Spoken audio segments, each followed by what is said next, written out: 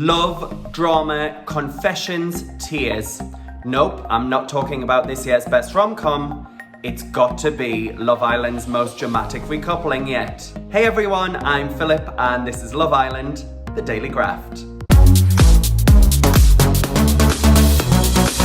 Well, I don't know about you guys, but I left last night's episode an emotional wreck, and all because of a stuffed bear. On tonight's episode, we're talking about this season's most dramatic recoupling, we're talking about which Islander couples are going to survive to the end, and finally, the disbanding of troubled Irish law firm, Connor and McKenzie. The recoupling went exactly how I predicted, but that doesn't mean there wasn't some drama involved. The whole episode really centered around the recoupling, so we're going to look at the new couples, the couples who stay together, and talk about the fallout from the recoupling. The first Islanders to recouple were Moira and Calvin.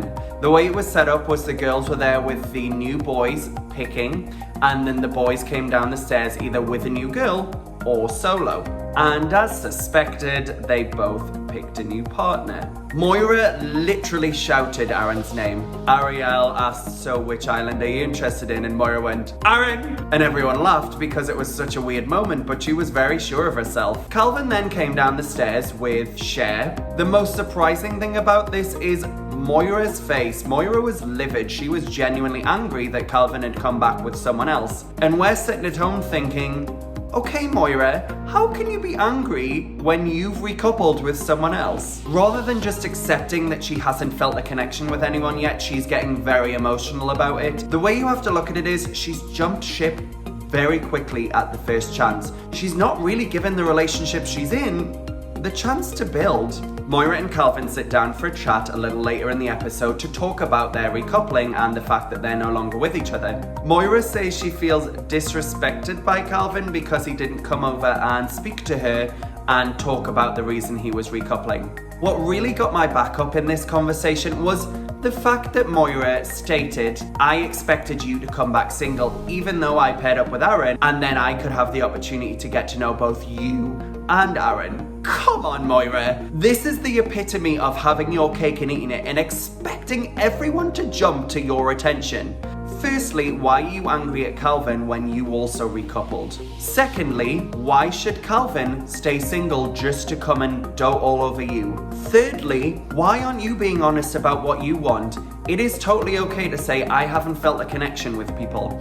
However, Moira hasn't really given each of the relationships a chance. The next recoupling comes from Kirsten and Carrington. Carrington just plummeted in my estimations. The reason why: Kirsten stood there, decided that she was going to stick with Carrington despite being single and breaking it off before he went into Casa Amor.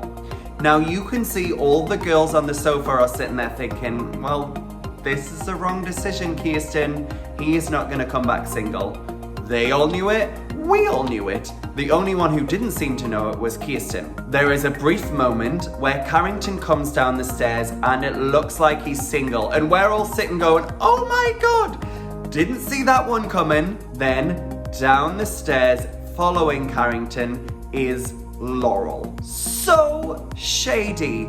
Whether this was a decision by the producers or whether it was a decision by Carrington, that was a shitty thing to do to Kirsten. Everyone was like, whoa, can't believe Carrington just did that. He has plummeted in my estimations because that is entirely disrespectful to the relationship he previously had with Kirsten. This is something a little boy would do, not a man. He is showing he is a little boy, and as I previously said, he's not ready for a girlfriend, and that action alone proves it. I am convinced that Carrington did it because he expected that Kirsten was going to be standing there with a man. And to protect his ego, he was like, look what a big boy I am. I'm going to come down the stairs and be like, haha, just joking, I'm with a girl. It backfired on him because it just made him look like a dick. Kirsten, I'm a fan of, and the great thing is now she has got her pick of the litter. Even though some of the men that are interested in her are coupled up, let's be honest, those relationships aren't going anywhere. I'm talking about Moira and Aaron, and also McKenzie and Jalen. We'll come to that shortly. Jalen throughout the episode is showing his interest in Kirsten. In the confessional, he talks about how Kirsten is someone he wants to get to know. Previously, Aaron also showed an interest in Kirsten. The way I see it, Kirsten deserves one of these two men better than Moira and McKenzie. Her Love Island journey so far is one of the more interesting. I think with Love Island, there's not just growth between couples, but there is a lot of individual growth. And I think Kirsten's gonna come out of this learning more about herself and how she can have more successful relationships in the future. She's definitely not gonna go for any fuckboys in the future. I might now have a new favorite couple. Yeah. Sally and Johnny obviously I still love and we'll get to them shortly, but the recoupling of Justine and Caleb, better known as J-Lib, it was so sweet. Caleb came down the stairs, he saw that she was single, she saw that he was single, and right there was just this spark. It was really lovely. It's a relationship I'm really hopeful for, and honestly, the things that I saw throughout the episode of their relationship building, yeah, they're gonna be in the final at this point. They could even go on to win it, depending on what happens with Sally and Johnny. Speaking of, as we know, Johnny is in the bad books with probably every Love Island viewer. We saw his remorse and regret during the second and third day of Casa Amor. But as viewers, we've got to ask ourselves, well, Johnny, if you liked Sally so much, why did you do what you did? Yes, it's the name of the game, and sure, people can learn from their mistakes, but why did you do it, Johnny? Sally is perfect for you, and it did take you a day to realize you got there. Fine. Can we move on? Sure. Sally and Johnny recouple with each other as predicted. There's emotions all around. Caleb's crying. Bless. Ariel's crying. There's just a lot of tears, and I think we're all sitting there thinking, we really want this relationship to work, so Johnny, please don't screw it up again. A great moment is Johnny saying to Sally, I was thinking about you the whole time, and then Carrington going, because he's been in Casa Amor with Johnny. He might have been thinking about her the whole time, but that didn't stop him from being a bad boy. Later on in the episode, they have a conversation, and to Johnny's credit, he is very transparent about what happened. He softens it a little bit, shall we say. He mentions them being in the bed and making out, but he doesn't mention them going under the covers. We will never know what happened under the covers with Mercedes, but if it's anything like past seasons of Love Island, they didn't just make out. Sorry, I'm saying it, they did something more. Johnny talks about how their relationship is built on good foundations, trust, love, etc, etc. And Sally, rightly so, says, then why did you do it? You said you were all in. I could have given any of these men an opportunity, but I didn't because I was all in with you. What I really love about Sally is she is just a really good person. She gets very emotional about the fact that she didn't give any of the other boys in there a chance, and they've missed out on their Love Island journey, which really speaks to Sally's character, that even though she's upset about her relationship with Johnny, she's also thinking about the others as well. We also had the first Love Island tagline of the season. Anyone who's watched Love Island UK, there's definitely a language that's spoken in the villa with certain phrases that come out, like grafting. One of them is always, it is what it is. Turns up practically every season. There's a moment where Johnny and Sally are in bed and Sally's very upset and Johnny's asking to be forgiven. Sally says, it is what it is. I feel like we should play Love Island bingo, and every time they say one of the catchphrases, we tick it off or take a shot.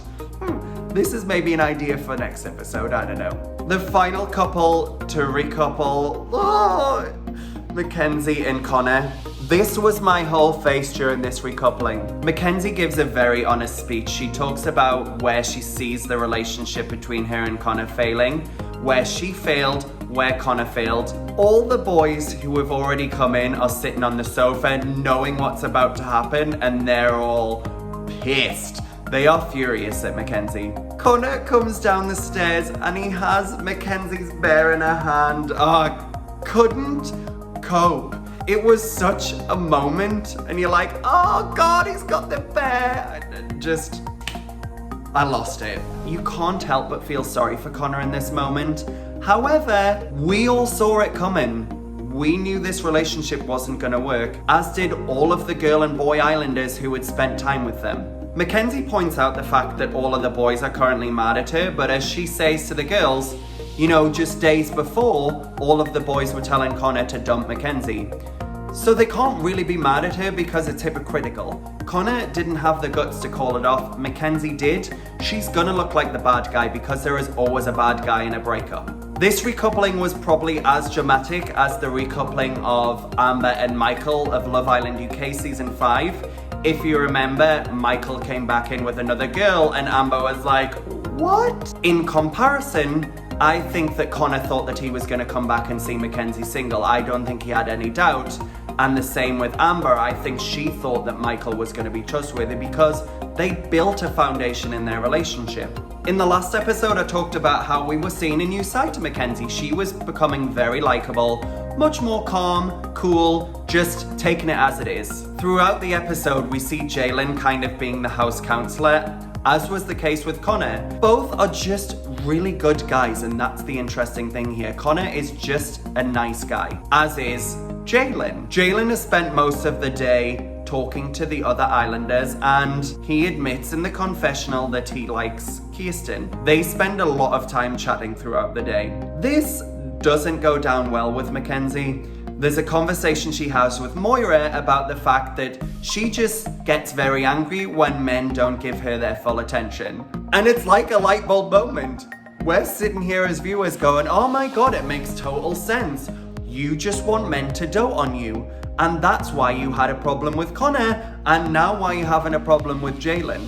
McKenzie and Jalen have a conversation and she expresses that, you know, this was our first day together and you should have spent all the time with me.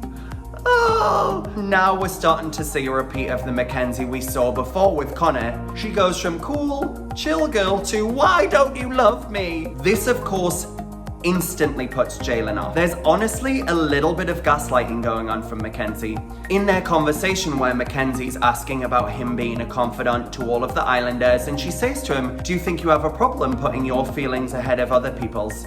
And he just says flat out, right, no, I feel great. Call McKenzie out. She didn't like that, but she needs to hear it. You could see in that moment, she was like, oh, you're not as much of a pushover as Connor. I'm gonna have my work cut out here. He later says, you know, the McKenzie that I saw while I was watching is coming out and I'm terrified of that. What did you expect? Did you expect that she was just gonna be a different person with you? You know, he's kind of been misled into thinking that perhaps it was a problem with Connor because of the way she was acting when Jalen came in. She was very cool.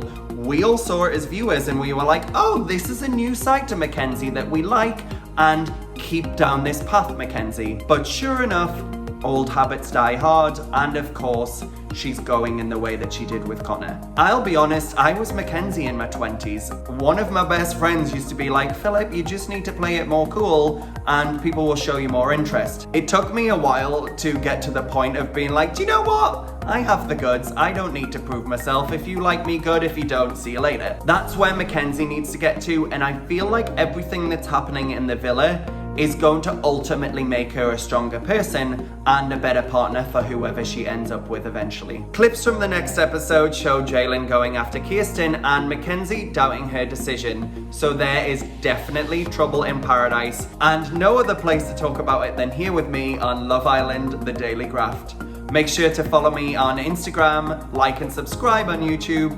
I'll see you next time. Take care, guys.